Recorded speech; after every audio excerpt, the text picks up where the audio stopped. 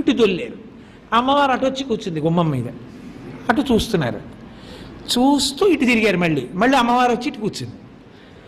ఆయన నిద్రకు ఉపక్రమిస్తున్నవారు ఇలా నవ్వు నవ్వారు. నవ్వి మళ్ళీ కళ్ళు మూసుకున్నారు. ఆవిడ లేచి నించునంది, ఎందుకు నవ్వావంది. ఎందుకు నవ్వేమిటి, నవ్వు వచ్చింది నవ్వానన్నారు. అలా రావడానికి వీల్లేదు. రోజు నవ్వట్లేదుగా, నిద్రపోతున్నావుగా నన్ను చూస్తూ.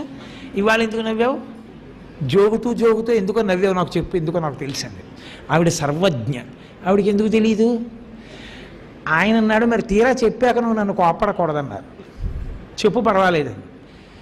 నువ్వు పెళ్లి చేసుకుని పిల్లల్ని కన్నావా, పిల్లల్ని కానీ పెళ్లి చేసుకున్నావా అన్నాడు. అంటే అమ్మవారు అంది, ఎందుకు వచ్చింది నీకు అనుమానం అంది. మరి మీ ఇద్దరూ గణపతి పూజ చేశారు కదా పార్వతీ కళ్యాణంలో, అప్పటికే నీకు కొడుకున్నాడు కదా, కాబట్టి మరి నువ్వు పిల్లల్ని కానీ పెళ్లి చేసుకున్నావు కదా, అందుకని